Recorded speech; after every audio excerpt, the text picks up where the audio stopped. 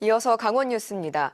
강릉시가 시정 주요 현안에 대해 설문조사를 벌인 결과 시민들은 1년 전에 비해 생활환경 만족도는 68.4점으로 2.3점, 삶의 질 만족도는 72.5점으로 1.8점 올라 소폭 좋아졌다고 답한 것으로 나타났습니다. 또 정책 만족도는 72.6%로 3.2%포인트, 공무원 친절도는 95.0%로 1.0%포인트 오르며 행정에 대한 만족도도 높아졌습니다. 반면 발전을 저해하는 요소로는 일자리 부족 문제가 41.8%, 인구 문제가 11.8%로 나와 해결이 시급하다는 지적도 나왔습니다. 최우선으로 추진해야 할 정책을 묻는 질문에 옥계양 기능 강화 및 산업단지 조성이 23.9%, 자영업과 중소상공인 지원이 23.4%로 가장 많았습니다.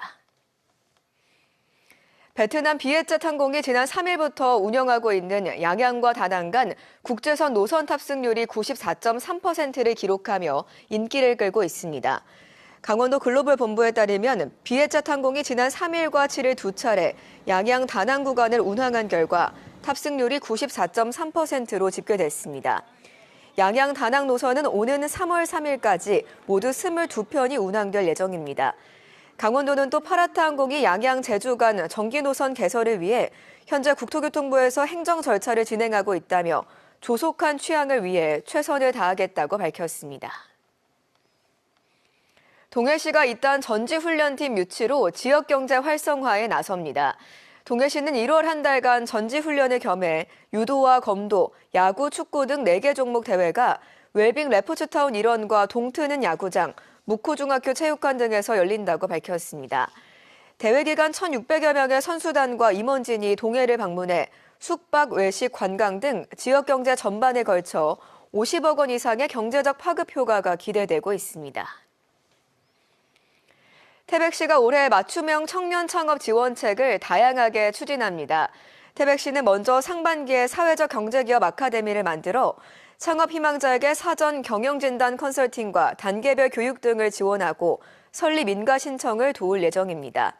또 강원도와 강원도경제진흥원에서 벌이는 폐광지역 창업 활성화 공모를 통해 지역 재생 창업 희망자를 지원할 계획입니다.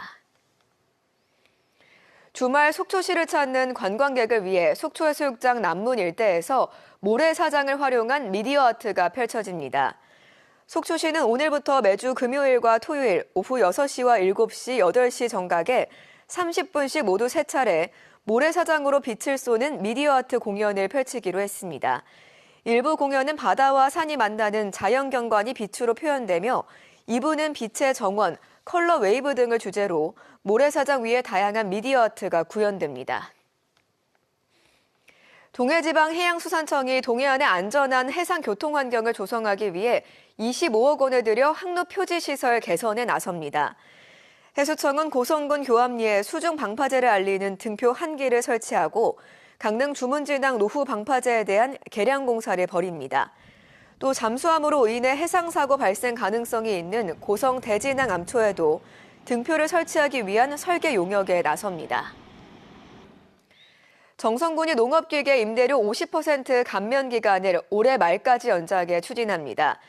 지난해 정성군 농업인 3천여 명이 농업기계 임대료 감면을 받아 1억 4천여만 원의 영농비를 절감했으며 올해까지 감면 기간이 연장되면 2억 원가량 경영비를 절감할 수 있을 것으로 기대됩니다.